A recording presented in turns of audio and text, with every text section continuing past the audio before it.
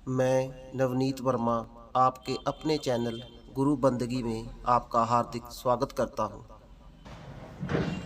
गुरु प्यारी साध संगत जी, बेनती है कि अगर आप हमारे चैनल पर पहली बार आए हैं तो हमारे चैनल को सब्सक्राइब करें, ताकि हम जब भी कोई साखियाँ, सत्संग या रूहानी विचार डालें तो वो आप तक पहुंच सके।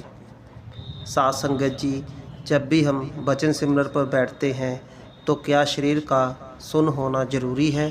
क्या जब शरीर सुन्न होगा तभी हमारी सुरत अंदर की तरफ जाएगी, अंदर की तरफ सिमटेगी? क्या शरीर का सुन्न होना इतना ज़रूरी है? साध संगत जी, संत महात्मा बताते हैं कि यह ज़रूरी नहीं है कि जब तक शरीर सुन्न नहीं होगा तब तक हमारी सुरत सिमटना शुरू नहीं करेगी। यह भी हो सकता है कि हमारी सुरत सिमट जाए और हमें महसूस ही ना हो कि हमारा शरीर सुन्न हो गया है, हमें पता ही ना चले कि शरीर सुन्न हो गया है। हमारे शरीर में सुरत का सिमटना मतलब हमें अपने शरीर की सुध ना रहना, इसको सुन्न होना कहते हैं। जब आत्मा शरीर के बाहर की तरफ ना फैले और अंदर की ओर सिमट जाए, इस तरह की स्थिति को हम सुन्न होना कहते हैं। पर शरीर के सुन्न हुए बिना भी आत्मा अंदर जा सकती है और अंदर के नज़ारे देख सकती है, पर ऐसा करना हमारे वश में बिल्कुल नहीं होता। यह उस मालिक की कृपा होती है, तभी हम अंदर जा पाते हैं। जब हम अपनी आंखें बंद कर लेते हैं तो हम अपने अंदर होते हैं।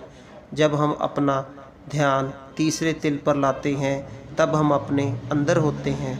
साध संगत जी, हमारे अंदर खंड ब्रह्मांड है, चाँद, सूरज, तारे, बल्कि सब कुछ हमारे अंदर है। संत बताते हैं हमारे अंदर इतना कुछ है कि हम सोच भी नहीं सकते। हमारे अंदर वह लज्जत है जिसे इंसान एक बार चख ले तो मन तृप्त हो जाता है, जन्मों जन्मों की मैल उतर जाती है और जीव इस 84 के बंधनों से आज़ाद हो जाता है, भाव जन्म मरण से मुक्त हो जाता है। फिर उसका खिंचाव, उसका मोह इस संसार से टूटकर उस मालिक की तरफ लग जाता है, क्योंकि उसका परमात्मा से मिलाप हो जाता है। वो फिर परमात्मा से मिलकर परमात्मा का ही रूप बन जाता है। उसमें और परमात्मा में फिर कोई भिन्न या भेद नहीं रहता। पर यह तभी हो पाएगा अगर हम अपने जीवन को बदल देते हैं और रोज़ प्रेम और प्यार से उस मालिक के भजन सिमरन में बैठते हैं, चलते फिरते, उठते बैठते सिमरन में लगे रहते हैं, अपने मन को दुनिया की तरफ से मोड़कर उस मालिक की तरफ लगा लेते हैं। हमारे अंदर दया के भंडार हैं, बस हमें खुद को उसके ग्रहण करने के लिए तैयार करना है, उसके योग्य बनाना है। अगर कोई बर्तन उल्टा ही पड़ा रहे तो फिर चाहे जितनी मर्जी वर्षा होती रहे, उस बर्तन में पानी की एक बूंद भी नहीं जा सकती। अगर हम उसी बर्तन को सीधा कर देते हैं तो बारिश का पानी उसमें भर जाएगा।